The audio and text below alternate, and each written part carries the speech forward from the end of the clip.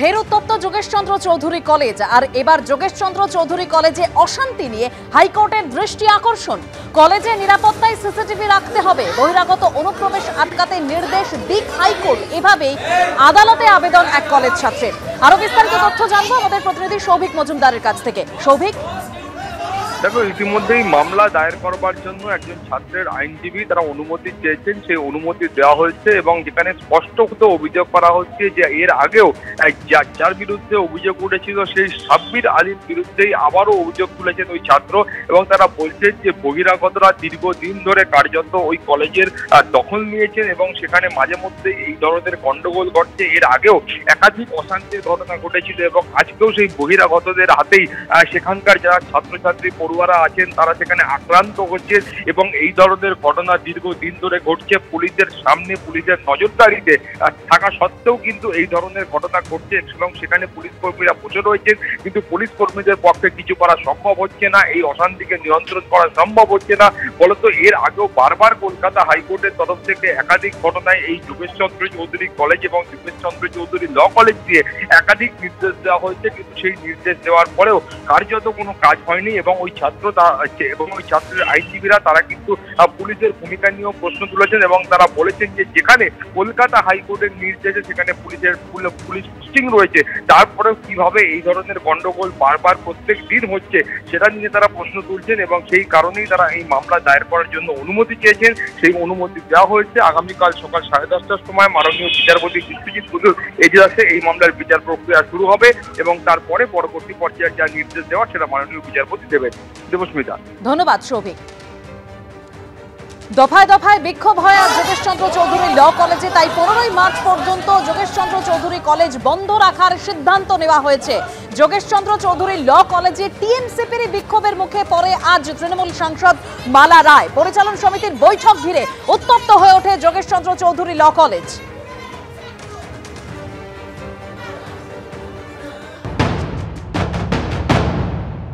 যোগেশচন্দ্র ল কলেজে কিন্তু গভর্নিং বডির বৈঠক ছিল। সেই বৈঠকে মালা রায়, তিনি প্রেসিডেন্ট হিসেবে ছিলেন। দীর্ঘক্ষণ তার গাড়ি আটকে রাখা হয়, ছাত্রছাত্রী আটকে রাখে। তাদের যেটা অভিযোগ যে বহিরাগতরা কিন্তু কলেজ ক্যাম্পাসের ভেতরে রয়েছে এবং সে কারণে কিন্তু তার গাড়ির সামনে বসে তারা অবস্থান বিক্ষোভ করে।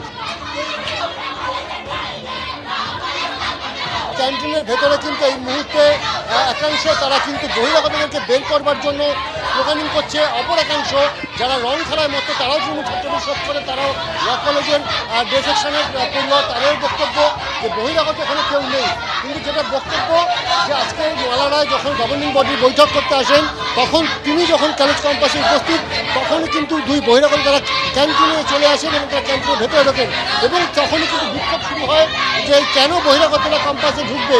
এবং এরপরই কিন্তু একপক্ষে বিক্ষোভ দেখানো শুরু করে মালা রায়ের গাড়িকে কেন্দ্র করে।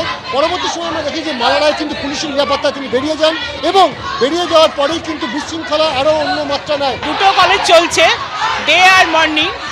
আমার মনে হয় ব্যাপারটা নিজেদের মধ্যে মিটে যাবে। আমরা ভেতরে কোনো সমস্যা নেই, জিবি মিটিং নিয়ে কোনো সমস্যা হয়নি, ওখানে পিসফুলি মিটিং হয়েছে। দেখা যাচ্ছে যে আবির মেখে, রং মেখে কিন্তু রং ছোড়া হচ্ছে যারা বিক্ষোভ দেখাচ্ছেন তাদের উপরে। অন্যদিকে দেখা যারা বহিরাগত তারা কিন্তু এখনো কলেজ ক্যাম্পাসের ভিতরে রয়েছে বলে যেটা অভিযোগ। এই মুহূর্তে ক্যান্টিনের বাইরে বেরিয়ে যাচ্ছেন এবং যথেষ্ট উত্তপ্ত পরিস্থিতি। পুলিশও কিন্তু দুপক্ষের মধ্যে যতটা সম্ভব দূরত্ব বজায় রাখা যায় সেই চেষ্টা করছে। আমাদের দাবি বহিরাগতদের বার করতে হবে, একটাই দাবি। কজন বহিরাগত ভেতরে? এখন আপাতত একজন রয়েছে। আমাদের গায়ে দেখুন অনিচ্ছাকৃতভাবে আমাদের একটা ছেলে স্টুডেন্টের, সেকেন্ড ইয়ারের স্টুডেন্টের গায়ে 3টে মেয়ে হাত তুলেছে। 3 জন একসঙ্গে এসে অ্যাটাক করেছে, তার কোনো দোষ নেই। সে শুধু এভিডেন্সের জন্য ভিডিও রাখছিল, ব্যাস, আর কিচ্ছু করছিল না। আর ওরা যে কথাটা বলছে যে ডে কলেজের টাইমে ল কলেজ কেন, আমরা তো জিবি মিটিং ছিল বলে এসেছি, ওদের তো কলেজই বন্ধ, ওরা এসছে কিসের জন্য? ভিতরে তারা আছে, সেই সব বহিরাগত কলেজের ভিতরে তাদেরকে লুকিয়ে রাখা হয়েছে, যারা সম্পূর্ণভাবে দায়িত্ব নিয়ে এই পুরো বিশৃঙ্খলাটা নিয়ন্ত্রণ করছে ইচ্ছাকৃতভাবে। এরা বহিরাগত, এদের কোনো পরিচয় নেই, এরা বহিরাগত, এদের বহিরাগত। এরা দেখা যাচ্ছে যে ভেতর থেকে কিন্তু মাঝে মধ্যেই আবির উড়ে আসছে, জল উড়ে আসছে। এই মুহূর্তে যোগেশচন্দ্র চৌধুরী ল কলেজে এবং একাংশ কিন্তু মহিলা সাংবাদিকরা এখানে কাজ করছেন, তাদেরকে পর্যন্ত কিন্তু ছাড়া হচ্ছে না। মহিলা পুলিশ কর্মী থেকে শুরু করে মহিলা সাংবাদিক কাউকে কিন্তু ছাড়া হচ্ছে না। এই মুহূর্তে পুলিশ কর্মীরা কারুর কোনো দেখা পাওয়া যাচ্ছে না ক্যাম্পাস চত্বরে। লঙ্কাগুলো সমস্ত সহ আমার গায়ে যখন প্রথমবার পরে আমার চোখটা ভীষণ জ্বালা করে।